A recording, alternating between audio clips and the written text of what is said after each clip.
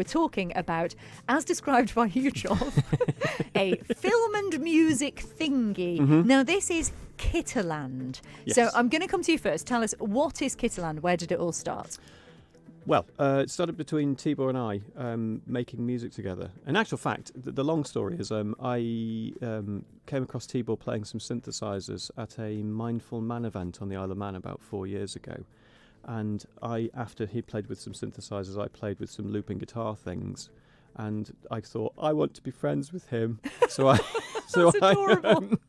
went and just sort of said, I know some words, do you know some words? And we gradually got talking and then gradually started making music together. And I think there was just a shared, I'll use the word a shared aesthetic. You know, we kind of started making music in similar kind of ways and started just, jamming that kind of language. And then gradually developed into something that had a bit more bones on it and became much more of a project. And then kind of finding a name for it, we called ourselves Kitterland.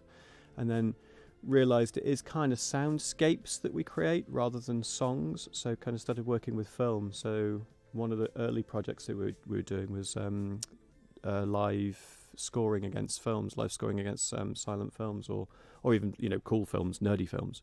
And from that then decided to try to make something with a filmmaker colleague friend of ours who mostly works in TV, but he wanted to kind of do something a bit more kind of abstract, a bit more contemporary, and so it just kind of gradually evolved as a project. So that's a long-winded way of saying it. But Tibor, have you got any other kind of reflections? Is that about right from your perspective?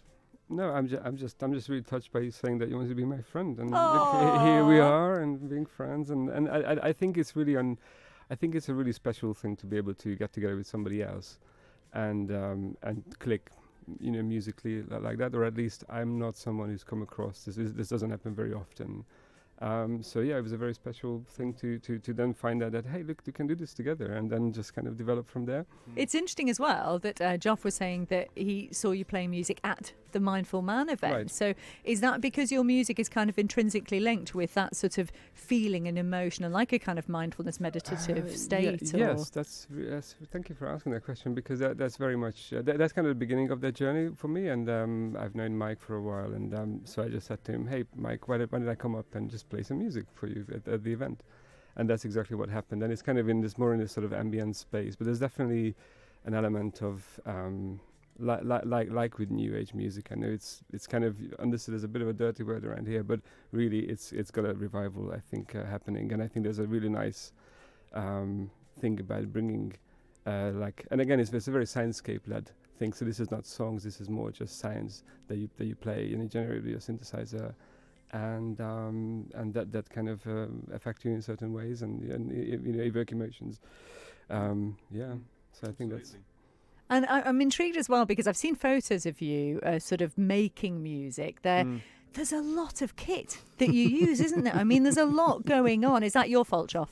Not just my fault. For a time, it was definitely buying new musical equipment project rather than kind of actually, making music. And each time we would get together, a new piece of equipment would arrive at the same time. I mean, there is a version of that where we could possibly get too complicated, because for now it's just the two of us making the music and Anthony's making the film aspects of it. That we could get too many instruments in front of us. But for me, one of the early points was just the great joy of when we actually got everything syncing together. So the looping syncing together, the kind of the sequences syncing together, the drum machine syncing together, and it was just this kind of like, wow, it makes an amazing big noise. It was very, very exciting. Oh, it sounds like such a satisfying project. I mean, I'd have to ask then, what now that you're sort of more established with Kitterland, what comes first, the music or the film? Ooh, that's a good question.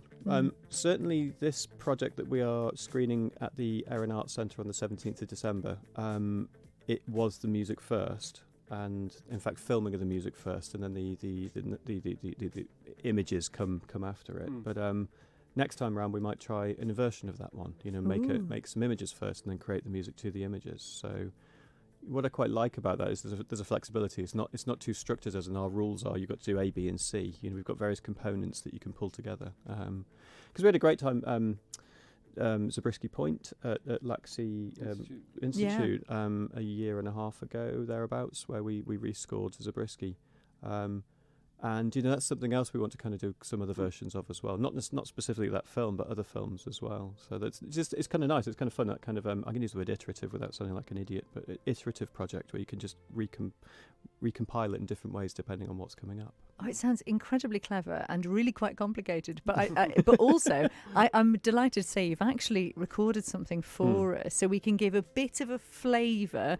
I think what we should do is say, obviously, this is intrinsically linked to imagery. So we're going to play you a little bit. First of all, tell us about the environment and how this was played and recorded.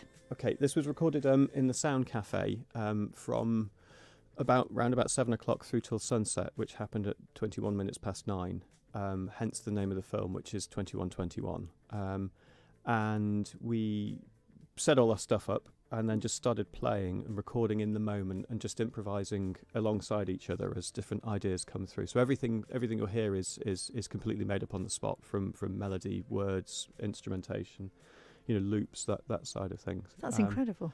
And what else can I say about it? So we're looking outside of the gorgeous view of the Sound Cafe, which is just incredible. Yeah. It's just a beautiful view. And it was totally coincidental, but on the night we had the most gorgeous sunset, and we didn't plan for that. It just happened to be what happened. Really overcast days when we arrived in the cafe, and we're like, great, I'm not going to see anything, just grey outside. and then there's a moment where I'm like pointing behind Joff, look over there.